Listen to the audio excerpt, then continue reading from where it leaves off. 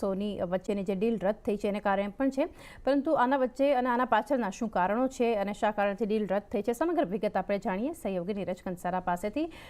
Neeraj, good morning. અને શું update આવતી દેખાઈ રહી છે, શું કારણો છે આટલી એક મોટી અપડેટ આજે ગણી શકાય આપણે?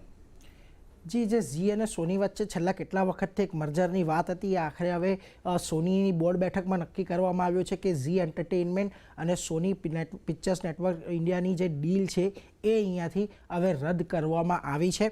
અને હવે આ જે જાહેરાત થઈ છે એને કારણે ઝી એન્ટરટેઇનમેન્ટ છે એને અહીંયાથી ખાસો મોટો ઝટકો આપણને લાગતો જોવા મળી શકે છે, કારણ કે સોની સાથેની આ મર્જરની ડીલ અહીંયાથી રદ થઈ ગઈ છે અને સોનીએ ઝી એન્ટરટેઇનમેન્ટને અહીંયાથી એક ટર્મિનેશન લેટર પણ મોકલી આપ્યો છે કે આ જે મર્જરની વાત છે એ ડીલનો અહીંયાથી ટર્મિનેશન લેટર મોકલી આપ્યો છે।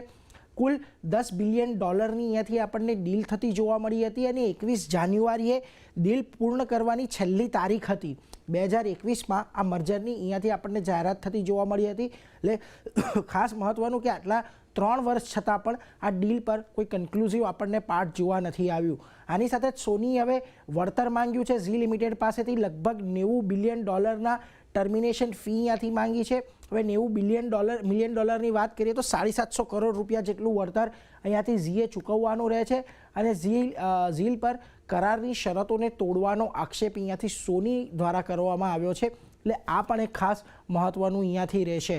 પરંતુ ડીલ રદ કરવા પર સોનીએ પોતાનું નિવેદન આપ્યું છે। એમનું કહેવું છે કે નક્કી સમયમર્યાદામાં જે મર્જર છે પૂર્ણ ન થયું અને SPNI સાથેની જે વાતચીત કરીને મુદ્દો ઉકેલવાની કોશિશ કરી હતી।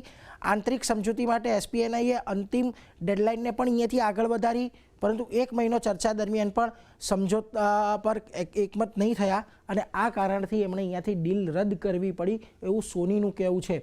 પરંતુ ઝીલે પણ આના પર પોતાનું નિવેદન આપ્યું છે। જે વળતર સોનીએ માંગ્યું છે એમની પાસેથી એને લઈને એમણે કહ્યું કે સોનીએ શરતો તોડવાની જે વાત છે એનું અહીંયાથી તેમણે ખંડન કર્યું છે। વળતરની માંગ પર કોઈ પણ કાયદાકીય તેમજ અન્ય વિકલ્પો પર તેઓ અહીંયાથી આગળ ચર્ચા કરશે અને ખાસ કરીને રોકાણકારોની રક્ષા માટે જે જરૂરી પગલાઓ હશે એ તમામ પગલાં અહીંયાથી ઝી લિમિટેડ લેશે એવું ખાસ કહેવામાં આવ્યું છે।